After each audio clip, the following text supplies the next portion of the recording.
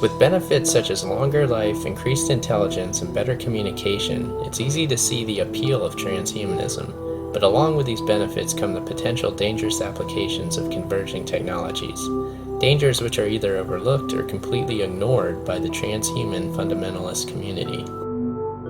At an intuitive level, I think most people are well aware of these dangers. However, they're not well aware of transhumanism in general.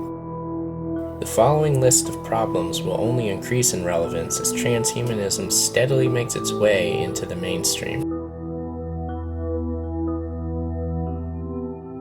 The desire to lead a long, happy, healthy life is undeniably a good thing. However, when we achieve the ability to extend human life indefinitely, certain issues will arise. Already, we've been inundated with claims that the Earth is overpopulated. The correlation between environmental degradation and rising population numbers is not new. The natural world in which man lives and on which he depends is indeed deteriorating, is being destroyed in many instances at a rate that is accelerating and that can only continue to accelerate unless we begin to control the activities that are having this destructive impact. It took mankind something like 50 millennia to achieve its first billion of population on this earth. Now it takes us some 20 years to add 1 billion people. Now, this has got to be regarded as a serious problem.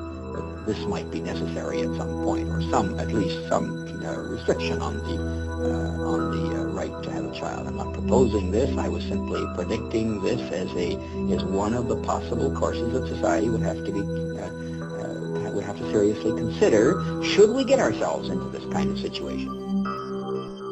China phased in its one-child policy gradually, and it makes sense that similar policies would be phased in globally as life extension therapies become widely used.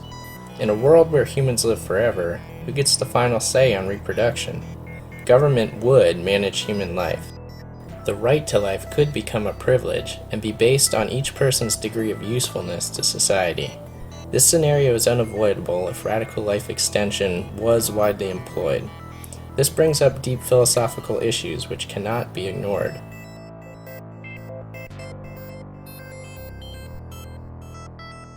Implantable brain chips are feasible.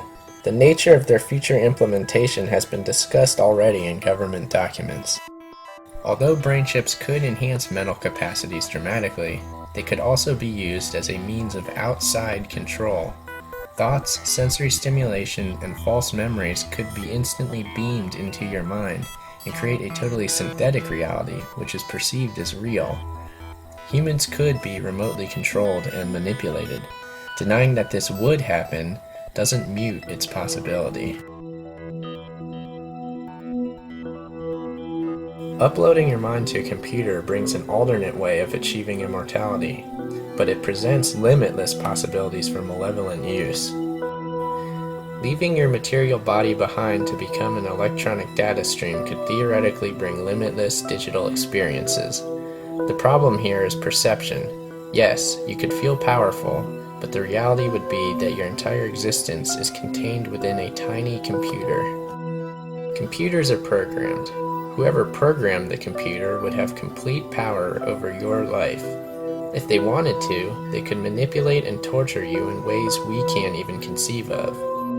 It would be beyond your control to stop them, because you would not be able to return to the material world. You would be trapped.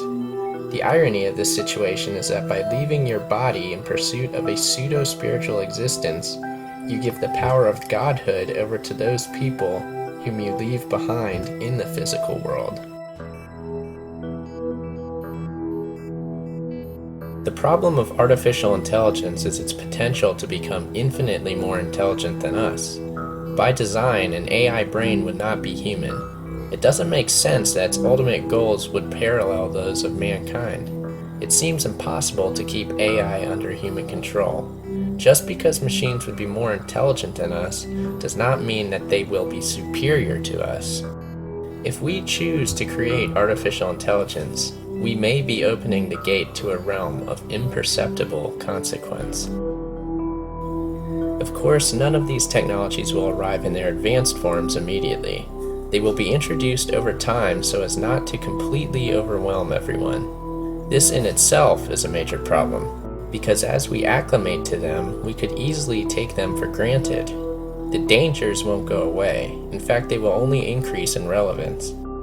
This illustrates my biggest qualm with transhumanism in general. It focuses on future miracles and ignores present realities.